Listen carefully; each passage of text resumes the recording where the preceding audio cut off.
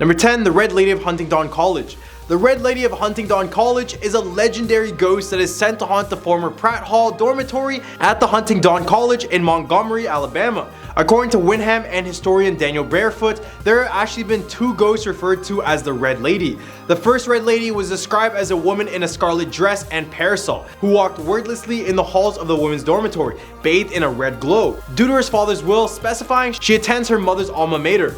Martha was shy and unhappy and struggled to make friends at the college, leading her to become increasingly aloof and bitter. Despite the efforts of the dormitory president to befriend her, Martha remained isolated, often wandering into the rooms of other students and casting a chill upon groups. Her behavior grew increasingly strange as she would visit dormitories during the darkest hours of the night, never speaking but only staring into space as if in a trance. One evening after Martha had not been seen for the day, her former roommate found her dead in her room. It is believed that she had taken her own life, but rumors circulated that her ghost continued to haunt Pratt Hall. Students reported seeing her walking up and down the halls, opening and closing doors, and staring into space. The Red Lady's ghostly encounters continued for many years, and now she's become a well-known legend at the college and the entire state. Number 9. Deceased Children's Playground. The Deceased Children's Playground in Huntsville, Alabama is a pretty intimidating name for a seemingly innocent-looking playground. According to local lore, many children who died during the 1918 Spanish flu pandemic in Huntsville were buried in Maple Hill Cemetery, which adjoins the playground.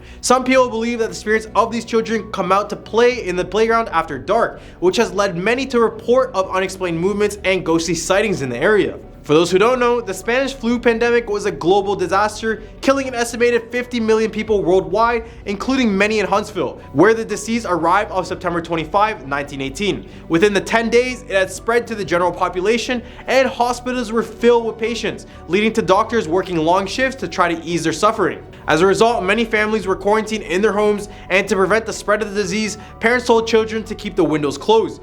This resulted in the rhyme, "I had a bird, its name was Enza, I opened the window and influenza." Although there is no official count of the number of children who passed away in Huntsville during the pandemic or how many people were buried in Maple Hill, it is likely that hundreds perished, leading to this park being extremely haunted. Number 8. Hell's Gate Bridge. Hell's Gate Bridge in Oxford, Alabama is considered to be the most haunted bridge in the state. The bridge's name was inspired by the legend of a young couple whose car drove off the bridge and into the waters below in the 1950s. According to the legend, if you stop on the bridge and turn off your lights, a member of the couple will enter your car and leave a wet spot on the seats.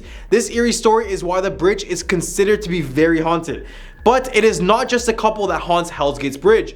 It is also said that if you stop on the bridge and look over your shoulder, the road behind you will resemble the fiery gates of hell.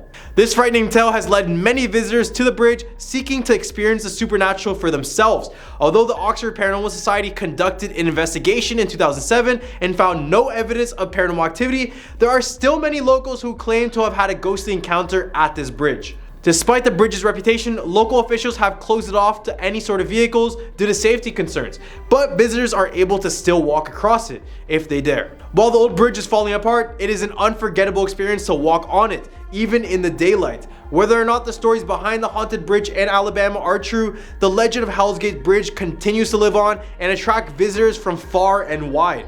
If you are brave enough to walk across this historic bridge, you will be forever changed. Number 7. The Sloss Furnaces. Birmingham, Alabama was founded in 1871 with the aim of becoming a major center for America's industrial age, taking advantage of its rich deposits of iron ore, coal, and limestone. The city was nicknamed the Magic City, and one of its key attractions was the Sloss Furnaces, built by James Wither Sloss in 1881. The furnaces were dangerous and men worked 12-hour days facing danger at every single turn. Many workers died from accidents, including falling into molten steel or suffering from carbon monoxide poisoning.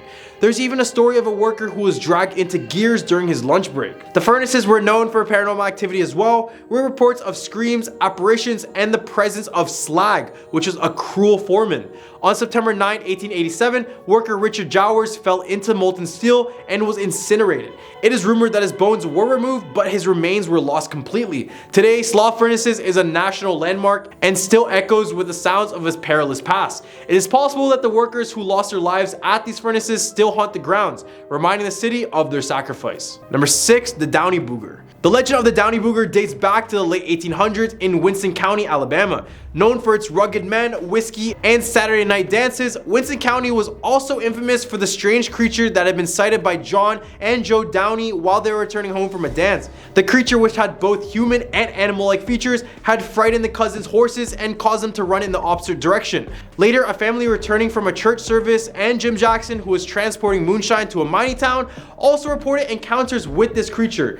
Jim Jackson fired twice at this creature, causing it to scream like a woman and limp on 3 feet. A posse formed to find this creature, but all they found were traces of blood leading from the sandbed to a distant cliff. The true identity of this creature still remains a mystery to this day, and its strange appearance and haunting screams continues to be retold among the residents of Winston County. In the hump of our list, we have the Alabama White Thing. The mystery of the Alabama White Thing has been the subject of much speculation and storytelling for nearly a century. Originating in the Triangle region between Morgan, Etowah, and Jefferson counties, this creature is described as being over 7 feet tall and covered in long white hair. It is known for its lightning fast speed and eerie screech that sounds like a woman's scream or a panther's roar. There has been numerous sightings of the White Thing in Happy Hollow, Walnut Grove, and Moody's Chapel. Some people believe it could be an albino Bigfoot or a large albino bear. Peter J. Gossett, a historian of Winston County, heard the story of the White Thing from his aunt, Fenata Martin Smith. She told him of a man named George Norris who had a close encounter with the creature in Enon Graveyard. According to Smith, Norris described the White Thing as having the appearance of a lion with a bushy, slick tail. He said it was looking at him when he woke up one morning to find it laying next to him, but it didn't seem to pose a threat. Number 4, the Drish House. The Drish House in Tuscaloosa, Alabama has a rich history that dates back to 1837. Built by Dr. John R. Drish, a physician and prominent home builder in the area, the 2-story Greek Revival style home was once part of a 450-acre plantation. Drish employed slave artisans for his plasterwork projects, and his success in the field led him to marrying a wealthy widow named Sarah Owen McKinney. But the Drish House is not just known for its rich history, but also for its notorious reputation as being one of the most haunted sites in Tuscaloosa. The spirits of the original occupants are said to still haunt the house, including Dr. Drish, Sarah Drish, and Catherine, which is the daughter of the Drish family. In 1969, author Catherine Tucker Wyndham published a book about 13 ghost stories in Alabama. And the second chapter, called Death Lights in the Tower, tells the story of a mysterious phantom fire that occurred on the Drish House Tower after the passing of Sarah Drish. Number 3, the Bear Creek Swamp. Bear Creek Swamp, located in Autauga County between Prattville and Autaugaville, has been a source of ghost stories for many years. A woman who is said to be searching for her missing child is said to roam the swamp at all hours, with some claiming that the baby drowned there and others saying that the children was kidnapped by indigenous people. According to the legend, if someone visits the swamp at midnight and chants, "I have your baby," 3 times, the woman will appear, kind of like Bloody Mary. Many people have reported sightings of apparitions that resemble indigenous people and early settlers, as well as phantom lights and cackling laughter in the area. The legend of Bear Creek Swamp becomes more intriguing in November 2014 when the Autauga County Sheriff's Office recovered 21 dolls that had been mysteriously stuck into the marshland. Although the Sheriff's Office never determined who placed the dolls there, officials just believed it to be a Halloween prank. But was it really? Number 2, the Tuskegee Syphilis Experiment. This experiment was designed to observe the effects of syphilis when untreated. It was conducted in 1932 by the U.S. Public Health Service with 600 African Americans recruited from Alabama. The men consisted of 399 with latent syphilis and 201 as a control group with no syphilis. They agreed to the study because they were promised free healthcare, which they never got, and were originally told that they were being treated for bad blood. These men were given only placebos such as aspirin and mineral supplements, rather than being treated with penicillin, which was the recommended treatment at the time. Many participants of the study died, went blind, or got driven to insanity, while others suffered other severe health complications due to the untreated syphilis. The story ended up arising back in 1972, and by that time, 28 more participants perished. 100 had passed away from related issues, 40 spouses were diagnosed with it, and the disease got even passed down to 19 of their children. Despite an apology from President Clinton in 1997, the damages had already been done. Number 1, Hugging Molly. The small town of Abbeville in Alabama is known for many things, but one of its most famous legends is that of Hugging Molly. According to the local folklore, Hugging Molly is a tall figure dressed in all black, including a wide-brimmed hat, who wanders the street of Abbeville at night looking for children to hug. Although the origin of the legend is unclear, there are several different theories as to who or what Hugging Molly really is. One theory is that Hugging Molly was a woman who lost her own child and as a result goes after the local children to make up for it. Another theory suggests that Hugging Molly was a professor at the Alabama Agricultural School and her intention was to keep the students safe by getting them off the streets at night. There's also others who believe that Hugging Molly was murdered in cold blood on the very street she now haunts and is trying to fulfill something. Despite the frightening appearance of this haunting Molly, there has never been any reports of harm caused by her. In fact, she's almost a part of the community and town history, with local residents even being named after her. With so many different interpretations, it is really difficult to determine the truth behind the story of her. But one thing is for sure, on a cold, dark, and rainy night, Hugging Molly still roams the street of Aveville, seeking out children to hug. At number 10 spot, we have the Haunted Igloo Hotel. Located in Cantwell, Alaska, is one of the most unique hotels you'll ever see. However, can we call it a hotel if it's never officially been opened up to people? I guess not. Well, sometime in the 1970s, a man named Leon Smith began the construction of this building. His original plan was to make it a never-before-seen hotel, but over the years, it never managed to open due to various code violations. For example, they had undersized windows, which didn't even meet the requirement of the state. And in the end, the building was too big to demolish, so it just stood there for the next 4 decades. Now, apart from this hotel looking pretty eerie, what makes it so scary? Well, because this is an area notorious for grizzly bear attacks, and many have been reported in the area surrounding the hotel. But what makes many stray far, far away is that some have said they saw a woman in white who haunts the ruins. She can be seen looking out of the windows and sometimes by the entrance. At number 9 spot with the Baggage Towers. Before you arrive in Whittier, Alaska, you must go through a long, narrow tunnel, and when you get out, the place already has this creepy atmosphere. However, as you drive down this town, one building may stand out to you, and that's the Baggage Towers. At one point, this building held the entire population of the city, all while being used for other public facilities such as stores and even churches. They eventually gave it the nickname, the town under one roof, and it just makes sense. With everyone in the town being under the same roof, it was bound to happen that some restless spirits stayed in the building as well. And at one point, residents of the building reported a strange, dark, shadowy figure walking and even crawling around the hallways late at night. In the rooms, they would hear strange voices coming from dark places telling them just to come closer. And one notorious spirit that most residents know is the man that could be heard whistling across the building. Now locals claim that it's even worse when snowfall hits because it just forces them to stay trapped inside of this supposed haunted building. At number 8 spot, we have Badarka Road. Many say this road exists while others claim it was completely made up, but what could be true is the terrifying stories attached to this road. Apparently located in Chudjik is a road known to be haunted by a man and his young daughter. This is all because they lost their lives on this road and have never been put to rest. Story goes that a man and his 5-year-old daughter decided to drive down this stretch of road in order to gather firewood for their cabin that was nearby. When they stopped, the father grabbed his axe and proceeded to chop down a tree. When he was on to his next tree, he wanted a small break, so he kept his axe lodged into the tree. However, when he turned his back, his daughter wanted to impress him and she took out the axe, which caused the entire tree to fall on top of her, killing her instantly. The father was so distraught and just sat there with her lifeless body until he passed away from hypothermia. Now, if you happen to find this road and drive down it around 3 a.m., you may catch the father holding his bloody daughter asking for a ride. At number 7 spot, we have Chased by a UFO. On November 17th, 1986, Japan Airlines cargo flight 1628 was making a trip from Paris all the way to Narita, which is really close by to Tokyo, Japan. It was a pretty normal flight until they made it over eastern Alaska. This is when the crew began to spot 2 unidentified flying objects close by to their left side.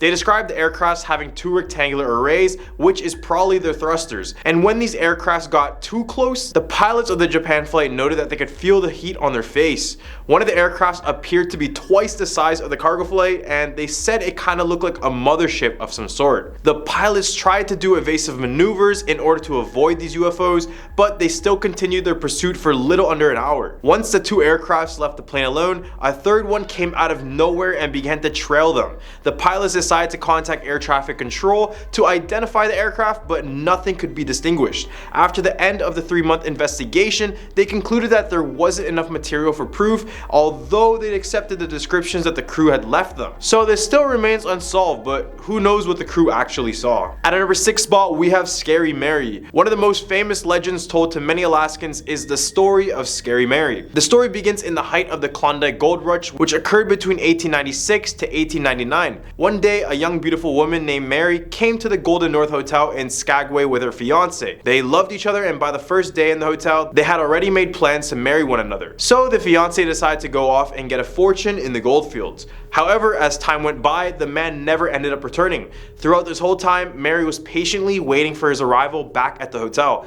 But at one point, she decided to lock herself in the room, knowing her fiance was probably never going to return. After another week, the hotel keepers decided to break down her door, only to find her deceased body while wearing a wedding dress that was meant for her wedding day. Now visitors tell us that she hasn't ever checked out at the hotel. People walking outside claim to see a pale figure wearing a wedding dress looking outside of the windows, while others claim to see her on the ceilings looking down at them when they're sleeping. In the hump of our list, we have the Eldred Rock Lighthouse. Right off of Alaska's coastline is a small island notorious for the disasters that happened around it.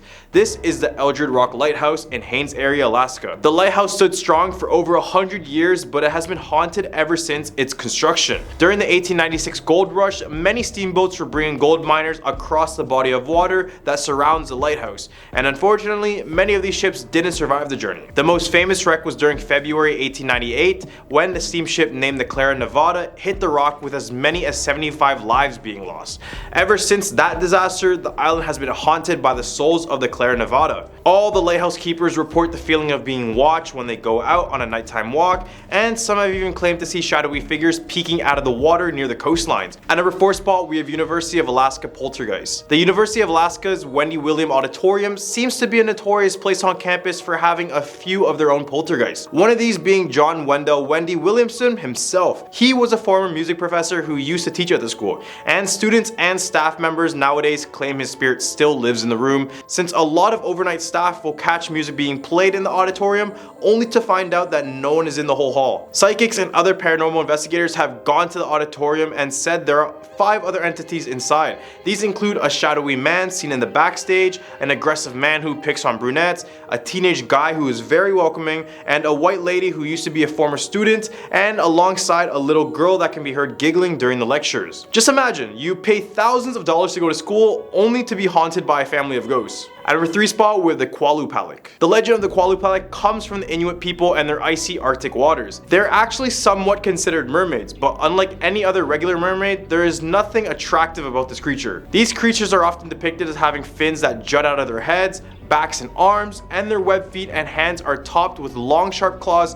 All of this is enough to strike tears into the hearts of the children that the Qualupalik preys upon. Only these children will catch a glimpse of their face, which resembles a woman's face that has turned green and bloated from rotting and being under the sea for a long time. Those who have sighted this creature report that they can only be seen for an instant before they are completely gone, but the children victims of this creature would not be so lucky. Their ways of killing involve leaping out of the water, sinking their sharp claws into your flesh, and dragging you into the water to drown you. At number 2 spot, we have the Alaskan Triangle. We all know about Bermuda's Devil Triangle that consumes ships and planes alike, but Alaska has their very own as well. The triangle connects from Alaska's largest city of Anchorage to Juneau in the southeast and Barrow in the north. Similar to Bermuda's Triangle, over the past 50 years, over 20,000 people and several planes have gone missing in this area. The mystery of the disappearance is inconclusive, but many of the surrounding indigenous tribes claim that restless demons and trickster spirits lure people to an icy death. Some say there's even a shape-shifting demon called the Kushtaka that inhabits the forest of the Alaskan Triangle. He is described to approach those who are lost or weak, and once your trust grows with them,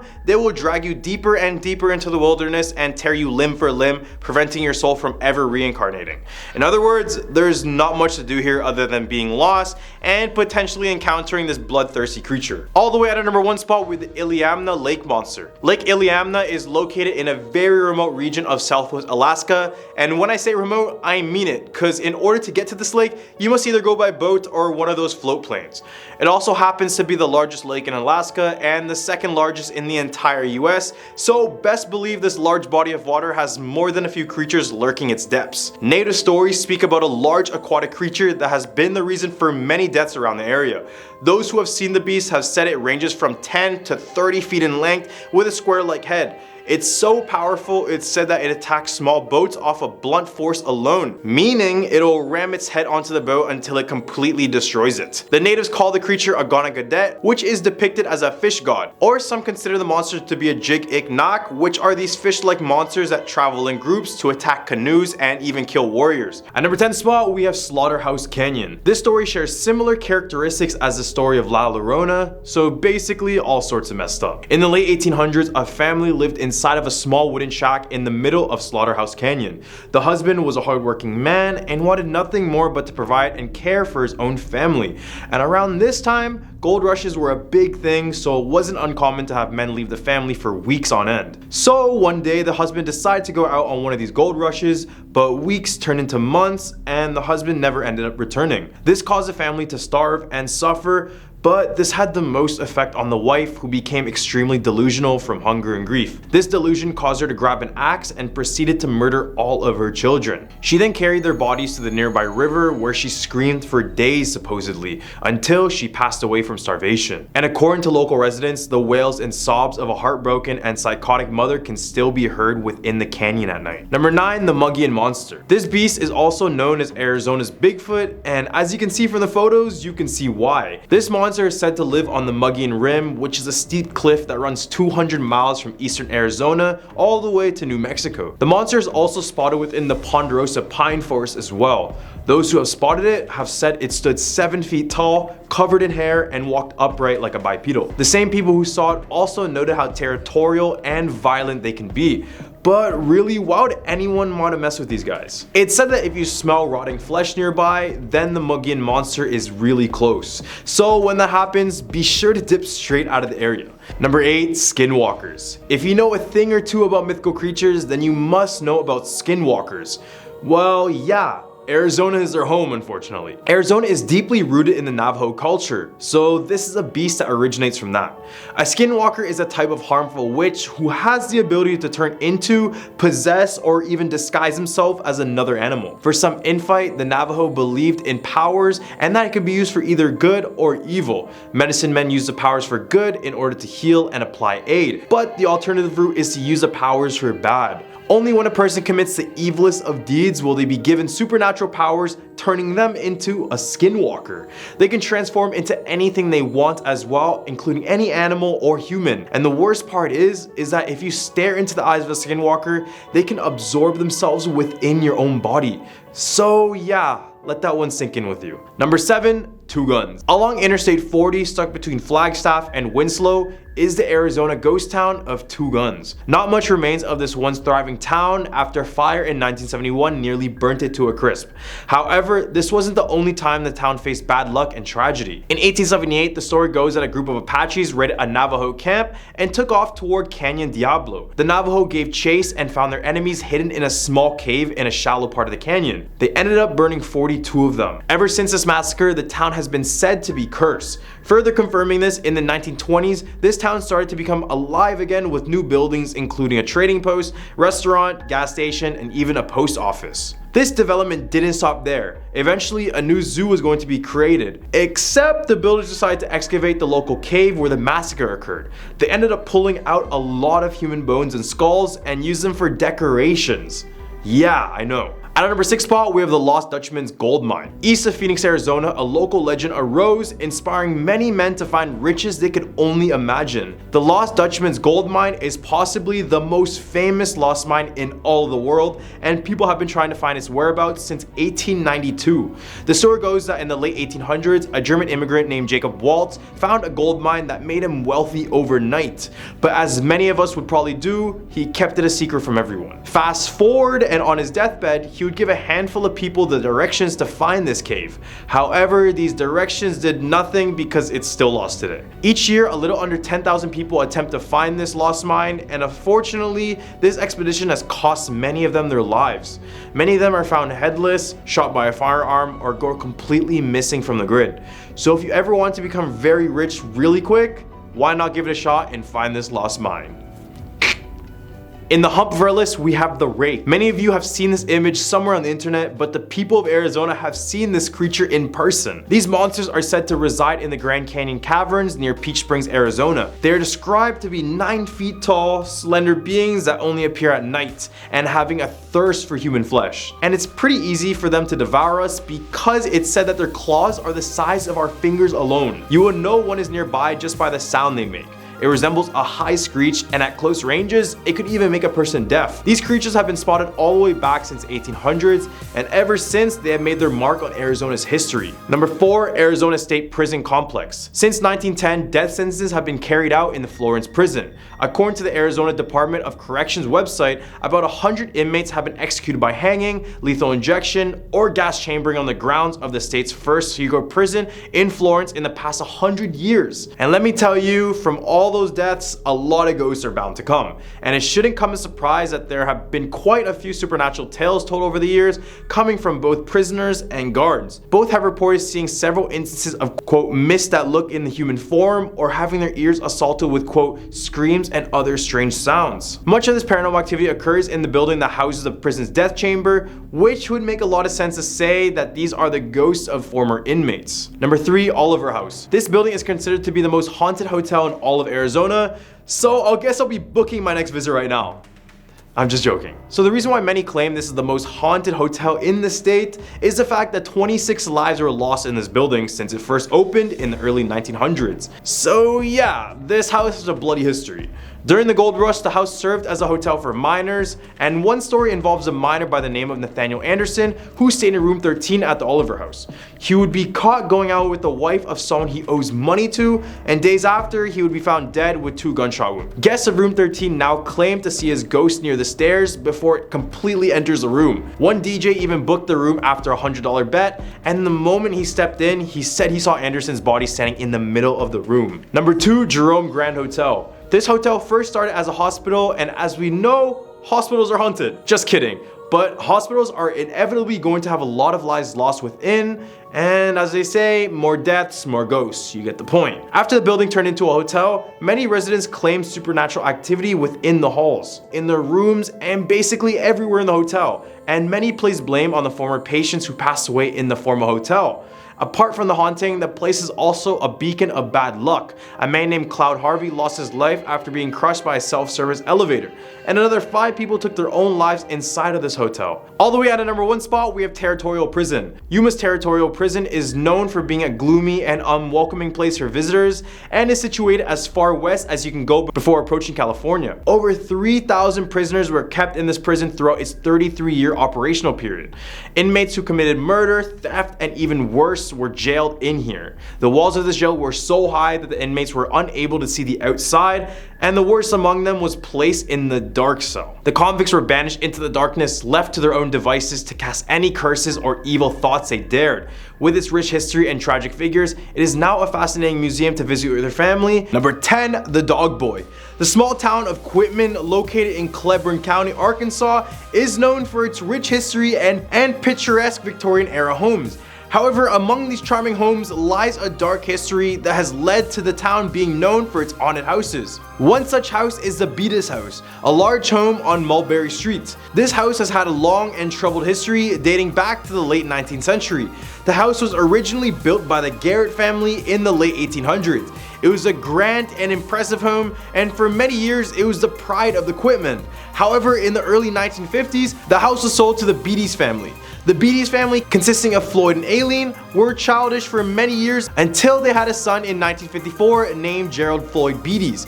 Gerald Beatties was a difficult child from an early age, and he was known for being very vicious and cruel to others. He also had a strange interest in collecting stray animals and later torturing them. Then as he grew older, his behavior became more sinister, and he allegedly kept his elderly parents imprisoned in the upstairs part of the house, where he would only feed them when he decided it was time for them to eat. He was also known for physically abusing his father and throwing him out of an upstairs window on one occasion.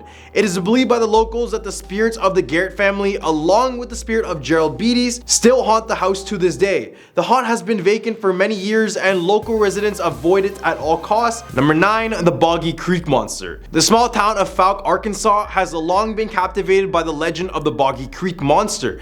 According to the local legend, the creature, said to be between 7 to 8 feet tall and weighing around 300 pounds, is covered in thick long hair and has been spotted roaming the area for over a century. The first reported sightings date back to 1834, with a surge in sightings around Folk in the 1900s. In 1997 alone, residents reported spotting the monster more than 40 times. The creature is often thought to be nocturnal, but one hunter even reported a sighting in broad daylight in the Sulphur River Wildlife Area near Falk in 2000. The legend of the Boggy Creek Monster has been the subject of several films, with the most notable being 1973's The Legend of Boggy Creek. The movie, which centers around a supposed encounter with the beast by Bobby Ford, was most likely shot on location in Falk and brought the legend to the attention of millions of people. The film also brought an economic boost to the region, with many cast members being locals or nearby college students. The famous encounter that the film is based on actually occurred in 1971. The Fords claimed that the Boggy Creek Monster attacked their home late on the night of May 1st. According to Elizabeth Ford, the creature reached through her screen window but was chased away by Bobby and his brother Dan. Unsatisfied, the monster reportedly returned shortly after midnight and tossed Bobby to the ground. Bobby was taken to the St. Michael Hospital in Texarkana and treated for large gashes across his back. Although no traces of blood were found at the Ford's home, 3-toed footprints were found near the house, there were scratches on the porch, and the siding and a window were both damaged. Number 8. Railroad track lights. There is a supposed haunted railroad track in Crowset, Arkansas, and after many reports, it has now become a hotspot for paranormal enthusiasts. According to the locals, a ghostly light appears to move up and down the tracks as if it's being held by a disembodied spirit. Some local residents claim that the source of this ghostly light is the spirit of a man who was hit by a train and decapitated, and now his ghost walks these tracks searching for his head. This is what it kind of looks like. Oh my god, it's right. Daddy, I'm scared. No, I'm not kidding, Daddy, I swear. It's in the middle of the road. No, I'm not kidding. I'm not. Many people who have visited the tracks have reported strange encounters with the ghostly light. Some claim that when standing on the tracks, the light will come towards them, disappear, then reappear on the other side. There are many videos available online that capture this strange experience, but it is unclear if the light is just an ordinary sight on the track or if there's actually something paranormal going on in the area. Number 7. The Vanishing Hitchhiker. In central Arkansas, there is a chilling ghost story that's commonly told around Halloween, introducing the tale of the Vanishing Hitchhiker. According to the legend, travelers on the dark road of Arkansas Highway 365 sometimes encounter a young girl walking in the pouring rain in a torn white dress while crossing one spooky bridge. Some say they have stopped to give the young girl a ride. Those who stop say that they pick her up and drive her to her nearby home. However, when they arrive, the drivers discover that the girl has suddenly disappeared. Those who choose to knock on the front door of the home the young girl takes them to learn from a woman who answers that the young girl used to live at the home but was killed in a car accident, and she usually regularly hitchhikes a ride home, according to legend. One man recalled the time this happened to him, where he picked up the girl and even gave the girl his jacket. As expected, when they arrived, she disappeared, and when he went to the door, a woman answered, and he explained what had just occurred. The woman at the door said, quote, "That young girl is my daughter, who was killed years ago. She hitchhikes back home once a year." The young man then drove to the cemetery to see the young girl's grave. There he found his coat draped over her tombstone. Number 6. The Gosrow. Arkansas not only has haunted homes and stories, but they also have their own terrifying creatures. These were known as the Gosrow. This monster is believed to be a massive 20-foot long creature with tusks and claws. But that's not even the most interesting part of them. On January 31st, 1897, the Arkansas Gazette, a popular newspaper of the time, published an article written by Elbert Smithy that included the sketch of this creature, and also an account of the first known encounter with it. The encounter, as described by Smithy, took place in the Ozark Forest, where a man named William Miller was traveling through the tiny town of Blanco. Miller had heard reports of livestock and pets being found dead, so he formed a group to track down the predator. They eventually encountered a creature that was 20 feet long with tusks and claws, as well as a row of horns along its back and a tail that ended in a blade-like point. The group supposedly killed the beast, but the body that Miller swore he shipped to the Smithsonian never arrived. The eerie scream that was heard in the forest before the encounter, which sounded like a gaw-row, gave the urban legend its name. There are several possible explanations for the legend of this creature. Smithy may have just wanted attention for claiming to know the details of this elusive creature, or the story may have been a case of mistaken identity. The tusk and horns could have belonged to a razorback pig, or since the creature was said to have emerged from the lake, an alligator could have been the culprit. But despite the lack of concrete evidence, the legend of the Gozero has continued to captivate the imagination of the citizens of Arkansas for over 125 years. It may be a tall tale, but you never know what could be lurking in those forests. In the hump of our list, we have the Eureka Springs. Eureka Spring, Arkansas is a small town that is known for its immense paranormal activity. While some see it primarily as a gorgeous little Victorian village and a wonderful place to react, others consider it a hotbed for paranormal activity and also one of the most haunted places in Arkansas. Both perspectives are valid, of course, but mostly Eureka Springs is complex, a place where a vibrant, quirky little town is overrun with hauntings. Don't let the cheery buildings and nice folks fool you. The souls of the departed lives in Eureka Springs too. One of the most famous haunted places in the town is the 1886 Crescent Hotel. The hotel has been featured on the Travel Channel and is famous for its haunted room 218, where the ghost of Michael, who fell to his death during the hotel's construction, is said to reside. Guests have reported feeling a presence in the room, and some have even claimed to have seen the ghostly figure of Michael himself. The entire Crescent Hotel is full of ghosts, partly because it was once used as a cancer hospital, complete with a morgue that is also one of the most haunted places on the grounds. Number 4, the Allen House. The Allen House in Monticello, Arkansas is a beautiful 1906 Queen Anne Victorian style home, but it has a dark history that has made it a popular spot for ghost hunters and history enthusiasts alike. The house was built by local businessman Joe Lee Allen and was intended to be a showpiece in the town, with impressive porch columns and neoclassical design with a touch of Gothic decoration. Allen, along with his wife and 3 daughters, moved into the family home, and for a while they were content. Allen's business ventures thrived and all was well, until his death in 1917. Then in 1949, another tragedy happened that would cast a shadow over the house's majestic appearance. During the last week of 1948, daughter Liddell Allen poisoned herself after consuming mercury cyanide. The new year would begin on a dark note with Liddell's death. For nearly 40 years, her room was sealed off by her mother. Then after Mrs. Allen died in 1954, the home was sectioned into apartments and remained a rental property run by the Allen family. Tenants began seeing strange things and experiencing paranormal activity not long after they moved in. Shadowy figures would appear in photographs taken by residents, and furniture was rearranged with no one having touched anything. Objects around the house would disappear into thin air, and ever since, the story of Liddell grew into urban legend, and the Allen house was declared haunted by both residents and locals alike. Number 3, the Cotter Bridge. The R.M. Ruthven Rainbow Arch Bridge, also known as the Cotter Bridge, is a man-made wonder located in the town of Cotter, North Arkansas. Built in 1930 and renovated in 2004, it spans the White River and is known for its architectural marvel, trout fishing, and natural beauty. But beneath its lovely trusses, the bridge is also home to some spooky legends and ghost stories that have been passed down through generations. One of the most popular legends of the Cotter Bridge is the ghostly children that play on it during some nights. Visitors have reported hearing their laughter and chatter, but when they look for the children, they just disappear. While there is no concrete evidence to prove that these children are ghosts, the eerie and mysterious nature of their presence have left many visitors wondering. Another chilling tale that surrounds the Cotter Bridge is the ghost of a woman who is said to be chased by hounds. Visitors have reported hearing her screams and the baying of the hounds, but when they look for the source, they see nothing. The identity of the woman remains unknown, and the reason for her ghostly presence is also a mystery. Some say that she may have been the victim of a tragic event that occurred near the bridge, while others believe she may have been the spirit of someone who drowned in the White River below. Number 2, the Gurdon Light. The Gurdon Ghost Light is a mysterious and unexplained phenomenon that has been observed and documented in the small town of Gurdon, Arkansas.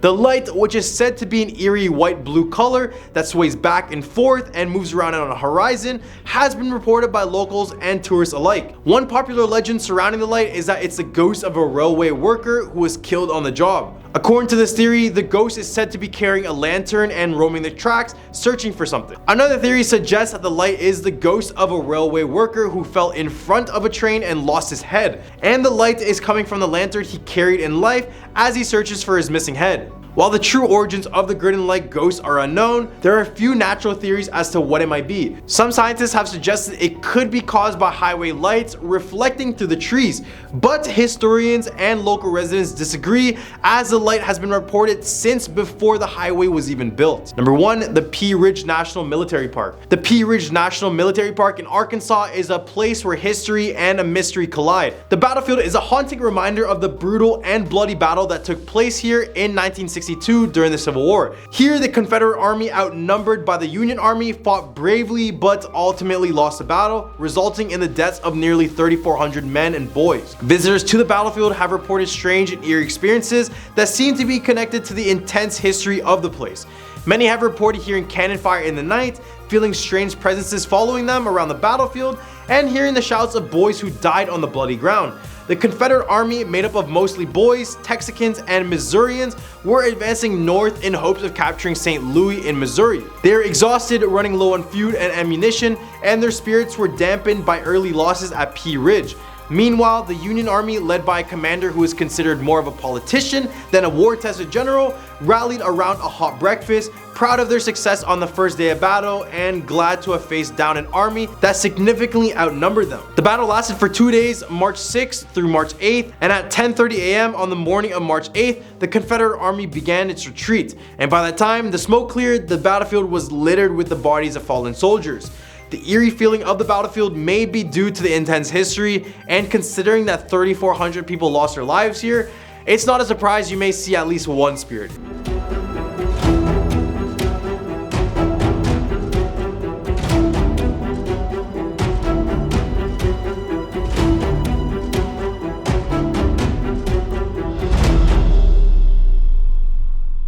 At our number 10 spot, we have the Candy Lady. In the early 1900s, children in the rural town of Terrell, Texas started to go missing. Some of the residents blamed it on the Candy Lady. The story says that she would go around leaving candy on children's home windows just before bedtime. As the parents began to fall asleep, it'll encourage children to grab the candy, but as they try to grab it, the lady grabs them and feasts on their sugar-laden blood until there isn't any left. A farmer allegedly found rotten teeth on his farm and later found the body of a boy with his pockets stuffed with candy. Many people believe that Candy Lady is in fact real and went by the name of Clara Crane. Clara Crane was accused of poisoning her husband back in 1895 with poison-laced caramel candies. But that's not all. 5 years before the incident, Crane's 5-year-old daughter passed away from unknown causes, which many believe that she poisoned her daughter as well. At our number 9 spot, we have La Llorona. This legend originates from El Paso, Texas. Almost all Latin cultures know the story of La Llorona, and the people of El Paso are no exception to that.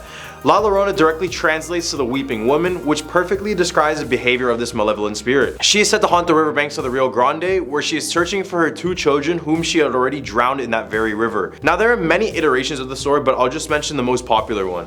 The legend goes that a lady found her boyfriend with another woman. After a heated argument between the two, the woman was heartbroken and wanted to get revenge, so she took the children and proceeded to drown them in the Rio Grande River in Texas. It's also said that when she was done throwing her children into the river, she went back to her lover's home with a bloody wedding gown, showing her she would do whatever it took to be with him. It's said to be the reason why many children disappear in that very area, and she supposedly takes other children to fill the void she lost. So if you're in the area, beware of a woman weeping in a wedding gown who is sitting by the Rio Grande. At number 8 spot of El Cucuy. This creature is known as South Texas' official boogeyman. There are many versions of El Cucuy since it already originates in Mexico as well. It's said that this monster kidnaps children who misbehave and takes them back to the mountain where he lives to devour them. He appears as a hairless creature with an enormous head that dwarfs his spider-like body. He also has these large red glowing eyes, red ears to hear everything, and razor-sharp fangs and claws to accompany that. The origin of El Cucuy goes that a man was suffering with tuberculosis. Desperate to cure himself, he fetched an African witch doctor. The doctor told him to drink a child's blood, but as he did, he started to turn into the monster described. Ever since, he has a never-ending thirst for children's blood. At our number 7, we have the Screaming Bridge. In North Arlington, Texas, 50 years ago, there was a group of teenage girls driving home from a football game. The bridge was designed to only fit 1 car at a time, and I know, what a dumb bridge, but this was in the past and I'll give them the benefit of the doubt. The girls weren't paying attention and went full speed over the bridge until a car with no headlights struck them head on. with all of the girls passing away. Some say when they go near the bridge, they can hear the distant screams sounding like the girls before they passed away. As well, if you go over the bridge and look down at the water below, you can see the tombstones of all the girls with their names and birthdays written on it. At number 6 spot, we have the Goatman's Bridge. Why are there so many haunted bridges? Like, I don't get it. But in Denton County, Texas, lies the Goatman's Bridge, which was built in 1884. This bridge is supposedly haunted by the ghost of the Goat Man. The story goes that a black goat farmer named Oscar Washburn was renowned for quality meat, milk, and cheeses, and then he moved with his family just north of the bridge. Except when he arrived in this area, he was instantly the target of racial hate crime. The racist townfolk came together and burned down the farm with the family inside. They then threw Oscar's body over that very bridge. Now he appears as a half goat, half man humanoid that reeks of decaying flesh. If you knock on the bridge 3 times, it said that you can summon the Goat Man, but now others use this area for rituals and other supernatural activities. Right in the hump of our list, we have the Lady of White Rock Lake. The lake is located in Dallas, Texas, and many visitors claim that they spot a drenched young woman who appears crawling out of the water or asking to fetch a ride. When many people offer her this ride, she disappears out of thin air and leaves a bloody, wet seat mark and a terrified driver. Even though many of the drivers were scared to their core, some decide to go to the address given to them by the girl. When they arrive at the door, they're all met by the same man who tells them that his daughter had gone sailing and never came back. Many people believe the story is inspired by the 1953 book Neiman Marcus, Texas, the story of the Proud Dallas Store, and according to the book, Malloy and his wife are driving home late one night in East Dallas when a young, beautiful blonde girl ghost appears on the road. Her elegant dresses is naturally wet and she seems to be in trouble. She gives them an address on Gaston Avenue and asks them to be taken home, but as they drive, she disappears, leaving only a mark. At our number 4 spot, we have the Lake Worth Monster. You just learned about the Goatman, right? Well, this is basically the Goatman, but of the lake. This monster terrorized the people of the town for years, with many describing the creature as being 7 feet tall, around 300 pounds, long-necked, flop-eared, pot-bellied, covered in white scales and hair. I swear I just described Shaquille O'Neal. The monster was supposedly captured on camera, but you guys be the judge of that one. It looks like a 2-year-old drew on a camera lens on a potato with a crayon and then took this photo. But who knows, it might be real. This beast was inspired by Sally Ann Clark's book, The Lake Worth Monster of Greer Lake, Fort Worth, Texas. In the book, the monster jumped on the hood of someone's car and shook up the car so badly that they got caught in a bad accident. The people described it being a 7 feet tall being covered in scales and fur and resembled a half goat and half man. Pretty scary if you ask me. All the way at our number 3 spot, we have the Donkey Lady. The Donkey Lady of San Antonio, Texas dates all the way back in the late 1800s. The Donkey Lady was once a beautiful woman with children and a husband, but one day in a rage, the husband burned down the house with the children and wife still inside. The children passed away, but however, the wife managed to survive, but suffered greatly from this. Her toes and fingers would be fused together in a hoove-like way, and her face was melted and sagging, inspiring the Donkey Lady name. There's a bridge in South San Antonio named the Old Applewhite Bridge, or the Donkey Lady Bridge. This is the bridge she went to crown after this horrible tragedy. Now it's said if you go to the bridge after midnight and call out the Donkey Lady, she will appear just before you. Some have claimed she had run at people who call out her name, or sometimes just stalks in the forest line waiting for the perfect opportunity to strike. At number 2 spot, we have the girl who danced with the devil. The story takes place in the 1970s in San Antonio, Texas, with a young Mexican girl named Rosa. One day the girl wanted to attend a dance at a nearby nightclub named the El Cabroncito. However, the parents were very strict and didn't want her anywhere near the nightclub. Despite their orders, she snuck out of her house and traveled all the way to the nightclub where she could finally have her dance. At the club, Rosa was approached by this very tall, charming, and well-dressed man who asked her permission to dance. When they began dancing, Rosa was terrified when she discovered he had goat hooves instead of feet. When she screamed in terror, people in the club started to chase him out, but as he got close, he vanished out of thin air, leaving a trail of smoke and the smell of sulfur. Devil activity if that wasn't enough. It's said that the area surrounding the nightclub still smells of sulfur to this day. At a number 1 spot with El Muerto. El Muerto, otherwise known as the Headless Horseman of Texas, is a Texas legend that dates all the way back in the mid-1800s. The story goes that 2 rangers, Creed Taylor and William Bigfoot Wallace, were hunting a criminal known as Vidal along the Mexican border. Vidal had been wreaking havoc all across the state of Texas, so when the ranger caught them, they wanted to set an example. So they did just that and cut his head clean off. They then tied his head to the saddle and sent his horse with the headless body running off into the night. Now the horse continued to explore the region with its headless rider. The tale of El Muerto began to grow after it was reported that both had been seen numerous times and that gunshots had no impact on either of them. Spotting El Muerto was thought to foreshadow bad luck because everyone who claimed to have seen him was struck with a series of bad luck and poor health following it. Number 10, Goody Cole. In 1656, Goodwife Eunice Cole, otherwise known as Goody Cole, was convicted of witchcraft and suffered through the harrowing experience of being tried and punished for a crime she may have not committed. After being released from prison in 1670, Cole returned to Hampton, but unfortunately, her troubles were far from over. Despite being found innocent during her second trial, Cole was treated like an outcast by her neighbors and was forced to survive by scavenging for berries. Legend has it that since her death, Cole has been responsible for a number of tragedies in Hampton, including the sinking of a ship that killed 8 people, as well as the haunting of the town in general. Eventually, many of the town folk would report her many times, and eventually they feared her and coined her with the name Witch of Hampton. Finally, in 1938, the town finally exonerated Cole and acknowledged that she may have been the victim of a terrible injustice. May have. It wasn't until the 1960s that a grave marker was set up in her honor, and since then, Cole has been regarded as a much less harmful spirit. Number 9. The Legend of Chicora. The Legend of Chicora is a well-known tale in New Hampshire, particularly in the White Mountains region. According to legend, Chicora is a mountain in the White Mountains that is home to a mysterious and fearsome creature known as the Chicora Monster. The Chicora Monster is said to be a large furry beast with glowing red eyes and a ferocious appetite. It is said to roam the forest, preying on any animal or person that crosses its path. Some say that the creature is a mutant created by toxic waste, while others believe it is a supernatural being with powers beyond human understanding. However, according to the legend, Chicora was a proud Indian chief who left his son in the care of a white man while he traveled. When he returned, he found that his son had died in an accident. In a rage, Chicora killed the white man's family, starting a cycle of revenge. The white man chased Chicora to the top of the mountain, which is now known as his name, and as the Indian chief prepared to throw himself off of the mountain rather than give in, he uttered a very bad curse. Since then, the mountain is said to have been the site of strange occurrences, which many people attribute to this curse. Number 8. Cocheco Mills. The Cocheco Mills in Dover, New Hampshire has a dark history attached to it. Back in 1907, the building nearly burned down to the ground, which ended up killing several workers. And ever since, the reports of ghostly activity have persisted. Apart from those passed away in the fire, the mills has also been said to be haunted by the ghost of a former worker named Mary. According to the legend, Mary was a young woman who worked at the Cocheco Mills in the 19th century. One day, while working on the upper floors of the mills, she accidentally fell to her death. And since her tragic accident, her ghost is said to haunt the Cocheco Mills, particularly on the upper floors where she fell. Many people claim to have seen her ghost, often describing her as a young woman with long hair and a very sad expression on her face. Some say that they have heard her footsteps echoing through the empty corridors of the mill, or people who are left alone at night have said to encounter her completely and even spoken to her. Number 7. The Omni Mount Washington Hotel. The Omni Mount Washington Hotel is a luxurious and historic hotel located in the picturesque White Mountains of New Hampshire. Built in 1902 by entrepreneur Joseph Stickney, the hotel was the last of its kind to be built in the area, marking the end of the Grand Hotel era. Mr. Stickney married the beautiful Caroline Foster, who was 27 years his junior, just 10 years before the grand opening of the hotel. Tragically, Mr. Stickney passed away a year after the hotel's grand opening, leaving Caroline to inherit the hotel and all of its wealth.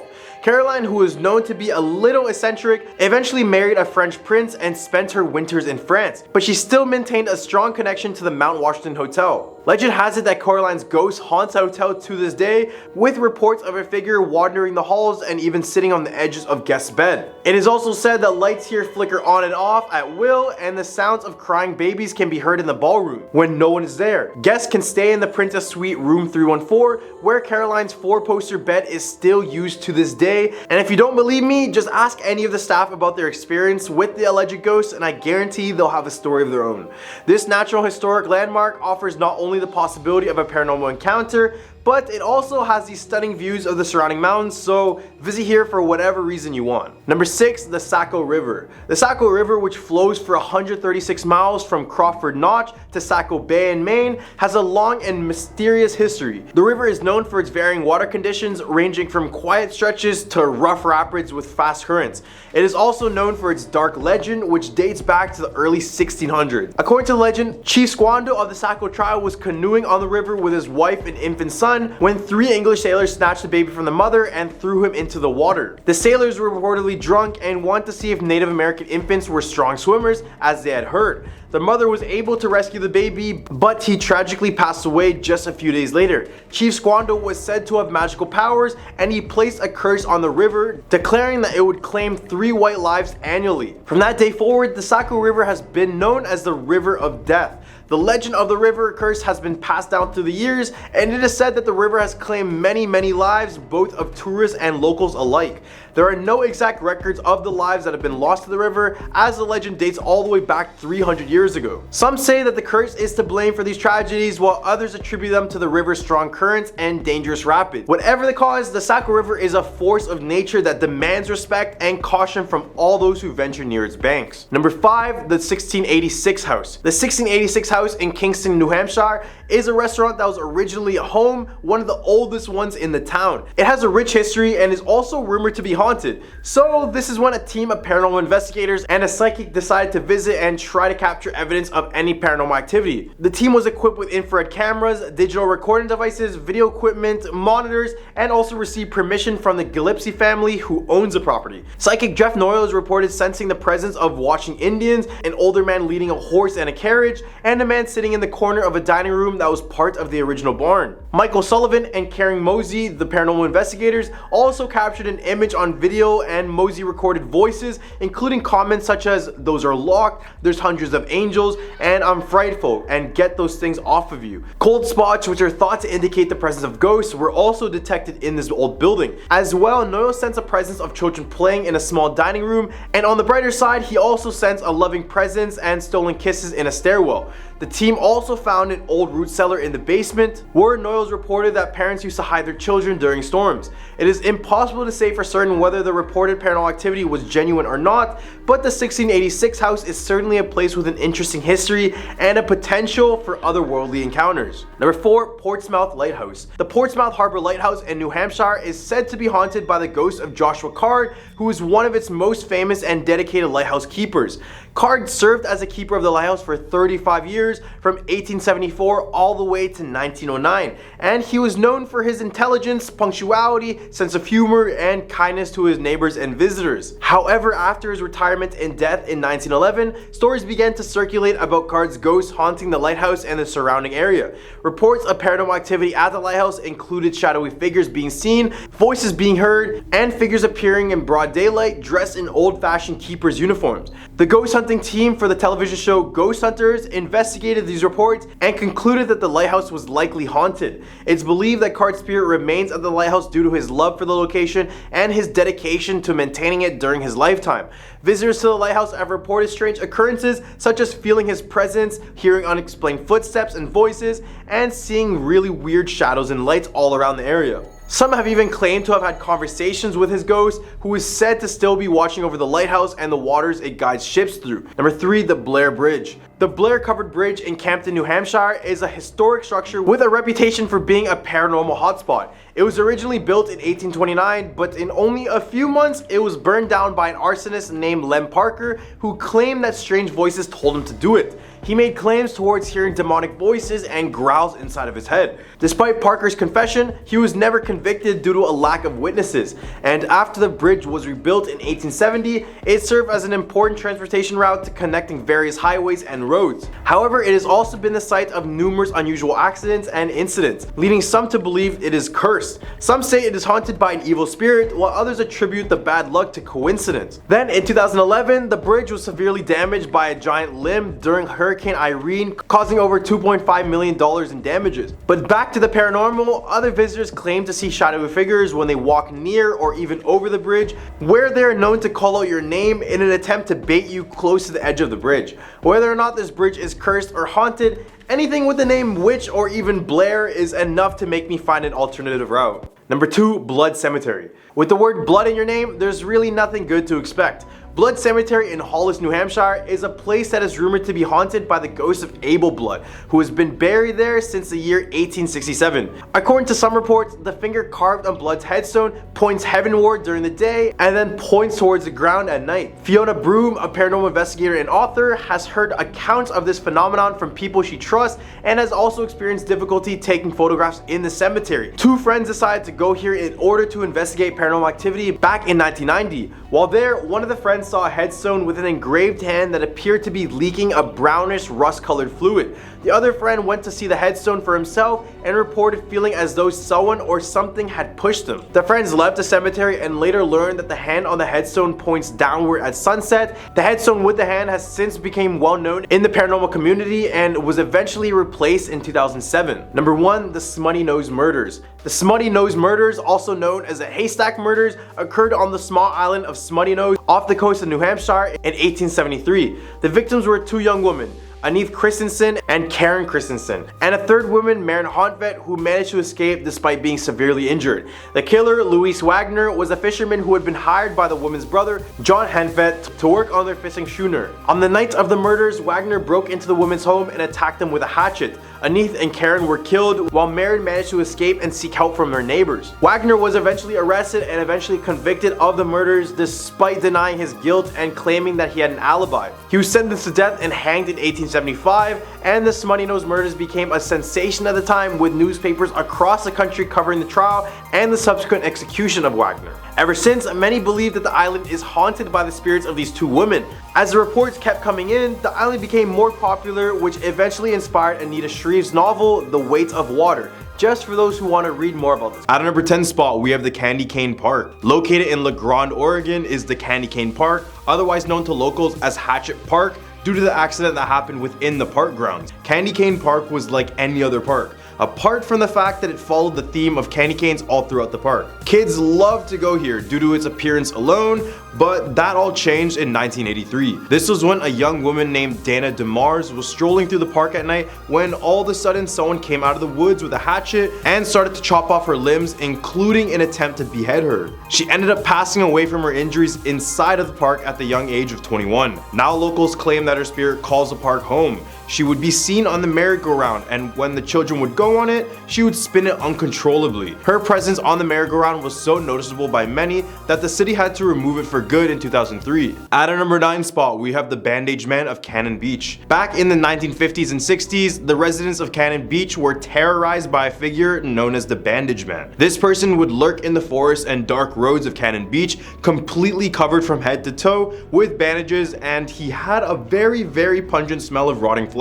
Over the years, many drivers in the area have reported seeing this man covered in bandages who would jump in front of their car at random before disappearing upon impact. As well, he would go after young couples that are parked at different parking spots in Cannon Beach. Story of the Bandage Man has different iterations, but the most popular one says that he is the ghost of a logger who passed away after sustaining some of the worst injuries at a sawmill. His entire body was severely cut, but on his way to the hospital, their ambulance was hit by a landslide, causing the vehicle to fall off the edge of the cliff. And when policemen arrived at the accident scene, the Bandaged Man was nowhere to be seen. At a number 8 spot, we have the McMinnville UFO sighting. On May 11th, 1950, a farming couple named Paul and Evelyn Trent claimed to have spotted a shiny metallic object that was flying directly over their home. Immediately, they decided to grab a camera and snap 2 photos of the object before it flew away to the west.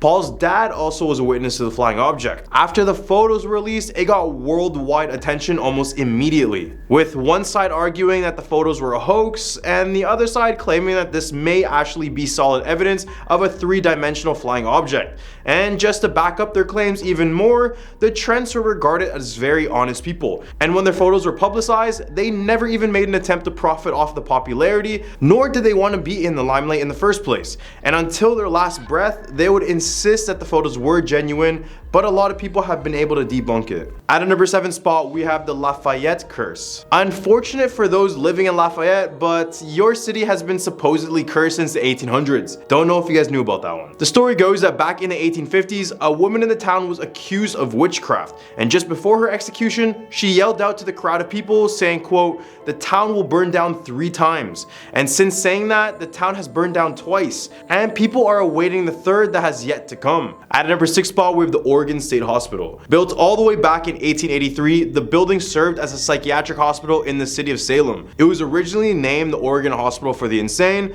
but changed for obvious reasons. And in the beginning, it was a place where lobotomies, eugenics, and electroconvulsive therapy was done. However, it was estimated that 2/3 of the people in the hospital were not only mentally insane, but also were found guilty of a crime. So best believe that fights were common and death was even more prevalent. In 1942, 47 people were killed and many others were sickened when poison used to kill bugs was accidentally used in place of flour in the kitchen. But the most notorious thing about this place is that they found the remains of 3,600 people in a room now known as the Room of the Forgotten Souls. They found cans upon cans of cremated ashes in the basement of this hospital. In the hump of our list, we have the agropelter. The agropelter is an aggressive creature said to lurk in the forests of Oregon, and they are most likely responsible for the deaths of many early lumberjacks in Oregon. These creatures resemble a slender ape-like animal with whip-like arms that extend for meters. They lurk atop trees and only attack if their territory is being threatened. So when Oregon was first being inhabited by early settlers,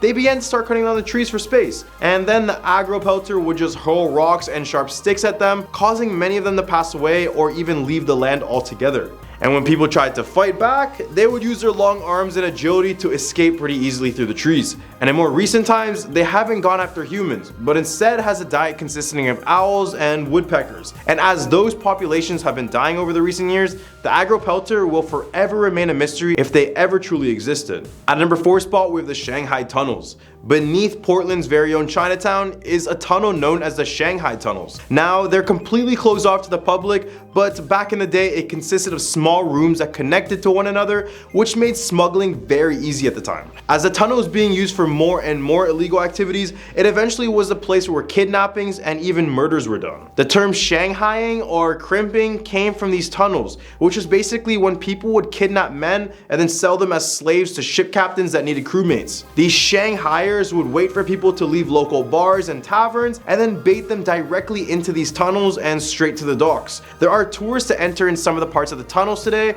but visitors feel like they're being watched the entire time they're down there. Many of them report to see an Asian man walking past them in the tunnels as well, who is not a part of their group. And some even hear the voice calling out the name Sam coming from the tunnels. And if you do go, just be prepared to experience complete darkness. So just try not to hallucinate too much. At our number 3 spot, we have the Multnomah Falls. Located in Columbia River Gorge, Oregon, is the beautiful waterfall that brings an estimated 2.5 million visitors yearly. However, the more people that go there, the more that come out saying that this place is more haunted than people realize. So before this bridge was constructed, there was an old Native American legend that tells us of a maiden that leapt to her death from the upper falls in order to save her village from sickness. And no, the story doesn't specify why jumping off the cliff would save her village from sickness, but hey, maybe she had a sickness and didn't want to give anyone else it, so she just committed like that. Regardless, ever since the construction of the bridge, visitors claim to see her face appear to those standing on top of the bridge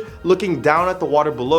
As well, every winter it's said that she appears at the upper falls as if she's ready to make the sacrifice for her village again. At number 2 spot, we have Polybius. Polybius is one of gaming's first urban legends and still terrifies people to this day regarding whether or not a game this dangerous could exist out there. In Portland 1981, games are on the rise. This was a time when gaming fever was a thing and many games would be thrown left and right in these arcades packed with children. The government saw this as an opportunity to test out one of their own experiments. This is when they made a game so addictive and so brainwashing that it would cause severe side effects in those who decide to play it. The only details that were definite was that it was named Polybius. The severe side effects of the game included mind control, seizures, brain aneurysms, and for some, it would cause them to take their own life. Despite all these warnings, Polybius looked like any regular arcade game, but due to its addictive capabilities, people were lining up for this game in the hundreds, unaware of the true effects it was having on their minds. Eventually, the game would disappear out of nowhere as if it never really existed,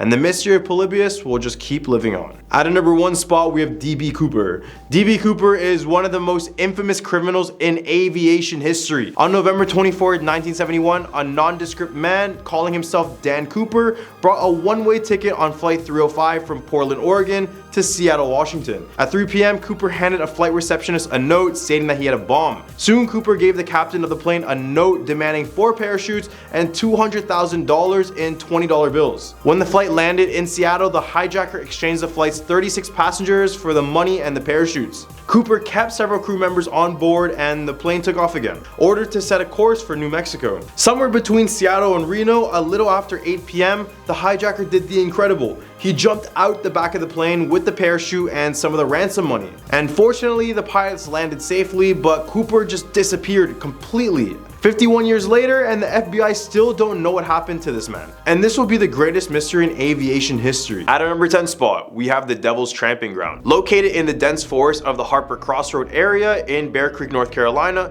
lies a camping ground known as the Devil's Tramping Ground. And I know, the name alone should tell you all about the place, because in local lore, they suggest this is the location where the devil, quote, tramps. And this has caused a small circle of area to become lifeless and never have the ability to grow anything. Locals have tried to revive the area by planting various seeds and also using fertilizers, but nothing seems to be able to fully grow within this circle of land. Some historians believe this was also an ancient meeting place for local Native American tribes. They would come here to do ceremonial dances and other festivals. But in the 1930s, newspapers were hit with the news that a beast was guarding these grounds. The story read, quote, "Coon and possum hunters and their dogs have been on more than one occasion chased from the vicinity of the Devil's Tramping Ground by a ferocious beast said to resemble a black bear." At a number 9 spot, we have Dana Auditorium. Located in Greensboro, North Carolina is Guilford College. This place was built all the way back in 1837, so it went through countless waves of students. Most of the places in the college are completely normal,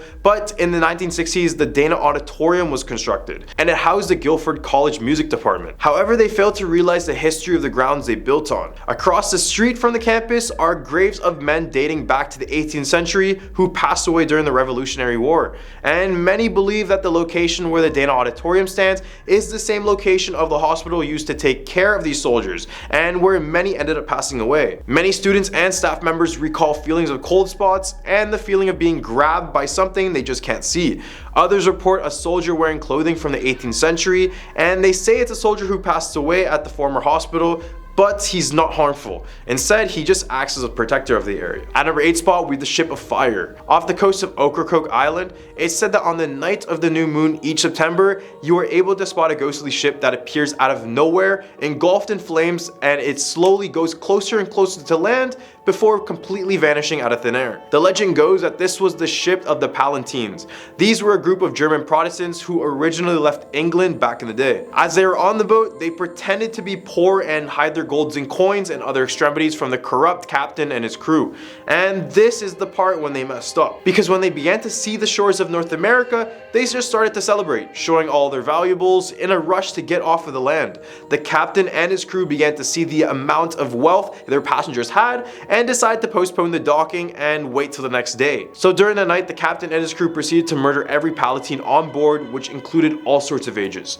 Then they left on small boats and they torched the entire ship behind. At number 7 spot, we have the vampire beast of Bladenboro. During the 1950s, something was going out and leaving behind a lot of dead dogs around the woods of Bladen County. Eventually, news outlets would begin to report a creature that is so strong that it's just going out and attacking everything in sight. This animal was reported to be draining the blood of neighborhood animals, 8 dogs, a family of kittens, and at least 1 lamb. Early eyewitnesses report that the beast was around 100 pounds, and many thought it was just another wolf or mountain lion. However, it wasn't until the beast attacked its first and only human. The next day, the police chief said the town of 790 people was as quiet as he's ever known it.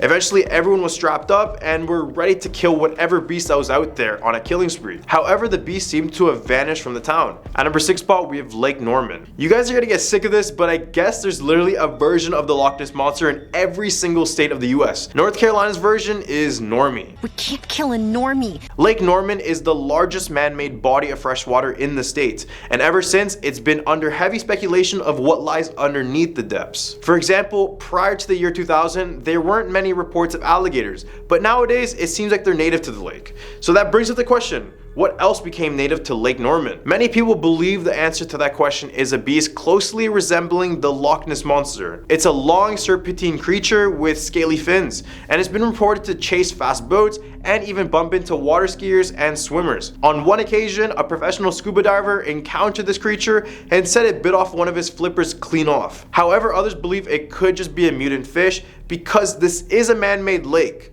Who knows, it could be from all the pollution. In the hump of our list, we have the Balsam Mountain Inn. Located in Balsam, North Carolina is a wooden hotel now known as the Grand Old Lady Hotel. But for the context of everything supernatural, we're just gonna call it by its original name, the Balsam Mountain Inn. This hotel was built all the way back in 1908 by 2 brothers-in-laws, Joseph Kenny and Walter Christie. in hopes to expand their business. While other hotels in the area were failing to start, the Balsam Mountain Inn was in a very good area, so they had plenty of business. By the late 1980s, the entire hotel was emptied out, however, as all things must come to an end. Then in December of 2017, a business person by the name of Marzina bought the hotel, but her first warnings were from the former owners and staff claiming that it was haunted. Marzina decided to report her own findings, and after sleeping in one of the rooms, she claimed to have been woken up in the middle of the night and have her blanket taken off of her. At number 4 spot, we have Brown Mountain Lights. In Pisgah National Forest is the Brown Mountain, and many visitors and locals have reported a series of ghost lights or orbs that pop out of nowhere. According to Cherokee history, a significant battle between the Cherokee and the Catawba Indians took place at Brown Mountain around the year 1200 AD. The unexplained lights are thought to be the result of Indian maidens still looking for their husbands who perished in the battle. These lights can be seen in many different colors, including white, red, yellow, orange, and even blue. On top of that, the lights have been inspected by the US government 3 times, numerous times by private companies, and frequently by the Appalachian University students. And no one has been able to give a proper explanation to this. And to this day, these lights will always be a mystery. So the best way to find out about them is just to go and check them out for yourself. At number 3 spot, we have the Highland Hospital. Located in Asheville, North Carolina is the infamous Highland Hospital. It was built in 1904 by Dr. Robert S. Carroll, and it became a mental institution to take care of those who had nervous diseases. As the years went by, the hospital would decay from the inside out. In 1948, a fire engulfed a section of the hospital, causing the deaths of American novelist and painter Zelda Fitzgerald along with 8 other patients. For those who don't know, Zelda Fitzgerald was the wife of F. Scott Fitzgerald, who is the one who wrote The Great Gatsby. And she was in the hospital because she had to undergo an electroshock therapy but got trapped due to this fire. Nowadays, the place is a recovery home for teens and young adults, but many of the residents and workers claim to see the spirit of Zelda. She can be seen walking through the halls, and others even report talking to Zelda, but much of that conversation is a whole lot of confusion, and she ends up vanishing by the end of it. At number 2 spot, with the Biltmore Estate. Originally built to be a vacation home for George Washington Vanderbilt, the Biltmore Estate was a grand mansion that happened to be the largest home in the country at the time. Several past guests and even employees have related tales of hearing a voice continually speaking the name George in the hallways. It is believed that Edith Vanderbilt herself, who is thought to be another spirit that is said to also reside in the mansion, is walking the halls and maybe looking for her husband. Some of the groundskeepers who worked that night had overheard party-like conversations, glass clinking, and laughter. However, the only issue is that nobody is hosting any sort of party during these times. The family never had a pet, but visitors claim to see a headless orange cat walking out in the garden and usually shows up before bad luck strikes a person. The area around the estate is pretty haunted as well because back in the day, many hangings were done and these spirits are still trapped in the area. At number 1 spot, we have the Helen's Bridge. In Asheville, North Carolina is one of the coolest looking, but also one of the scariest bridges in America. You guys can be the judge of that by the end of this point. It's been said that Helen's Bridge has been haunted for nearly 100 years since its construction in 1909. The bridge was created in order to have a roadway connecting a mansion to the rest of Asheville, but it just made sense at the time, right? So how did the bridge get its name? Story goes that a single woman named Helen lived in Asheville with her infant daughter. One day while cooking, a large fire engulfed the entire home, causing her to rush out of it, leaving her daughter behind. The entire house would end up burning down, and after she received news of her daughter's passing, she just completely broke down mentally. Then one day, Helen decided to take a walk to the nearby woods, and before coming across this bridge to the mansion, she hung herself on one of the steel posts. People who have driven to the bridge have recalled dealing with car trouble despite no prior symptoms. Issues like drained batteries, engine stalling, and other mechanical issues were said to have been reported. At a number 10 spot, we have the Torch Lake Monster. This one is pretty much well known all over Michigan, but for those who don't know, the tale of the Torch Lake Monster dates back to the early 1960s and 70s. Obviously, it takes place in Torch Lake, which is located in North Michigan, and it also is the second largest lake in the state. A fisherman and coach by the name of Dave Foley is credited with spotting the creature first and telling the stories of it since he worked by the lake for a while. Legend goes that the giant creature has a lizard's body, the head of a cat, one brown eye, and one blue eye, along with slimy green skin. The lake is approximately 285 feet deep, which makes what lies underneath much more scary and worrisome. Nighttime is when this creature is said to arise from the depths. At this time, many swimmers and boats go missing, only to wash ashore with no evidence of its demise. At a number 9 spot, we have the singing sands of Beat Gris. Located just past Lac La Belle, Michigan, is a beautiful white sandy beach known as Beat Gris.